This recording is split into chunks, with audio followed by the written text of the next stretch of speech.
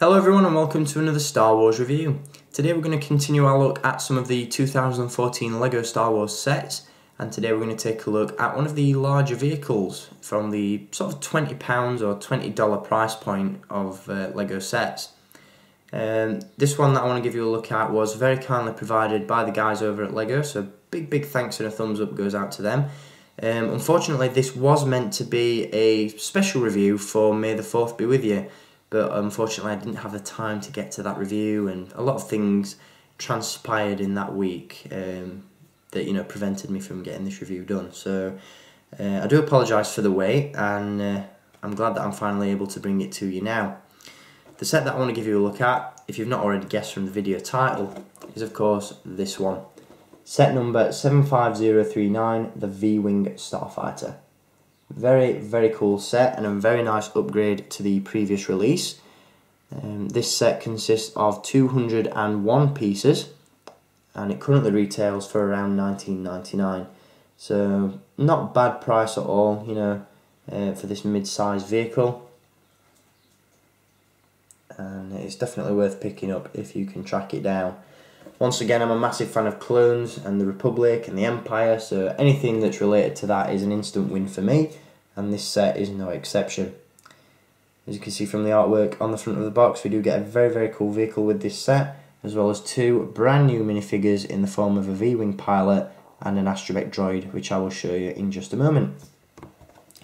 On the reverse side of the box, we do have a rundown of some of the features that the vehicle has, and once again I will give you a full in-depth review of all of those momentarily.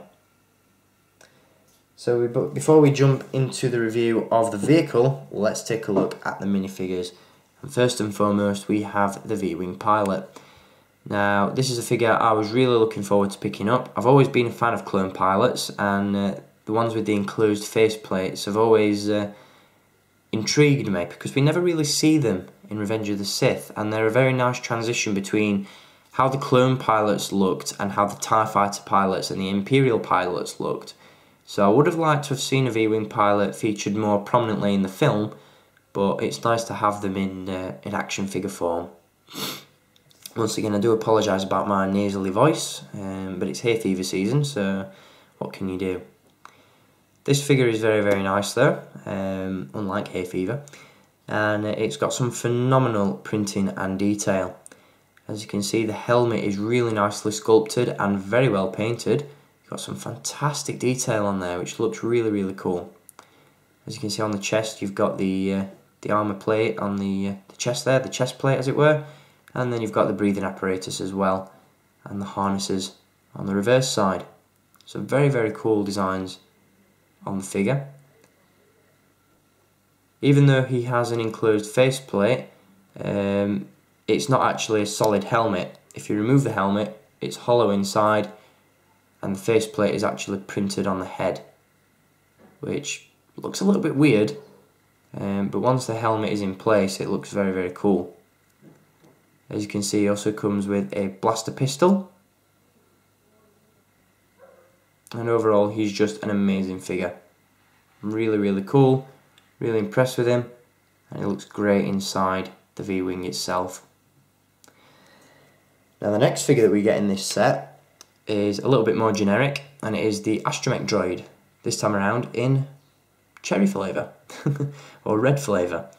This is an undesignated Astromech Droid, so he doesn't have a number. On the box he's just listed as Astromech Droid, so nothing really to report on that front. But he is basically just a red R2-D2. Nothing in the way of deco change, it's just the colour that is different. So if you've seen an R2-D2 minifigure before, then you've seen this guy, just in a different colour. So there we go, that's the Astromech Droid. Now let's take a look at the V-Wing. Now one feature that I'm just going to mention quickly about the Astromech Droid is obviously the dome is removable on this minifigure.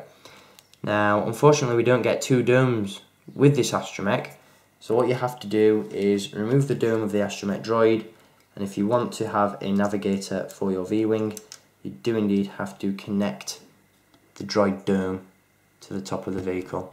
So it does lose a few points on that respect, because then you've got a droid with no head, but never mind.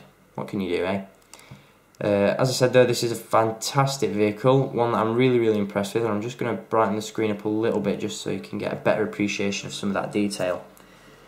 As you can see, this vehicle is incredibly well designed. Absolutely love the design of the V-Wings. Once again, a very nice predecessor to the TIE fighters that we see in the original trilogy. Ton of features on this vehicle as well. First and foremost, the opening cockpit, which of course does indeed house the V-Wing pilot, which I forgot to mention does include a regular blaster pistol. So the pilot can sit inside there, and then you can proceed to close the cockpit, or you should, but the blaster gets in the way. I've just demolished the set. Never mind, we'll leave that for now. But as you can see, you get the picture there with the opening and closing cockpit. Inside there you do have some stickers that you have to apply yourself, and they do represent the control panels and the flight systems. You've also got some stickers on the sides of the vehicle there just to represent some of that detail. One of my all-time favourites is of course the Republic cog symbol. That's always one of my favourite emblems to apply sticker wise, and there's another one just on the top. On the reverse side of the vehicle we do have some transparent disc pieces to represent the engines. We also have some firing projectiles on the side. Actually no, I'll tell a lie, these don't actually fire. The firing projectiles have been redesigned for this vehicle, and they are housed in the undercarriage of the vehicle. These are just flick fire missiles that you would expect to see with non-Lego toys, and as you can see they really don't look like Lego missiles at all. So it does lose a few points in that respect because it's just a missile that you literally just have to plug in, and there's no real construction involved.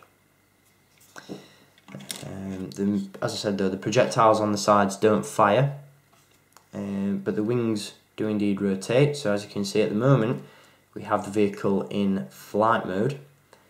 If you just flick the top of the wing and rotate it around, these bricks do act as landing gear, and you have it in landing mode. There is a piece of landing gear on the undercarriage as well, which you just flick down. It's just one solitary piece. It rests on that very nicely. You do have some flaps on the top of the vehicle as well, which I'll just rotate the wings around so you can see that a little bit better. Yep, pivoting flaps on the sides as well, just to protect the droid. Having seen the events of Episode 3, I think the Jedi Starfighters could have done with some of those as well. And that just about covers it for features, I think. But a very cool and very nicely designed vehicle. Once again, a very nice upgrade of the previous release, which was available in around 2007-2008, I believe. But this is a really nice upgrade to that set, and definitely a Lego set that I would recommend picking up. Absolutely love the vehicles, and this one is no exception. So once again, if you're a fan of the Republic, you're a fan of clones, the V-Wing has got to be a must-have. Just going to try once again to insert the V-Wing pilot in the cockpit. There we go, he's accomplished it. As you can see, looks very cool. So once again, that is set number 75039 from the 2014 LEGO Star Wars range, the V-Wing Starfighter.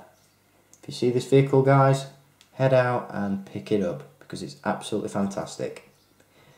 Once again, a big thanks goes out to the guys at LEGO for providing all of these sets, or most of these sets, for a review.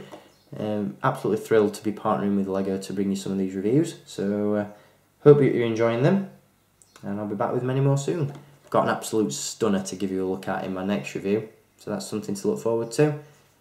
And until then, as always, keep collecting. Thank you for watching, and may the Force be with you.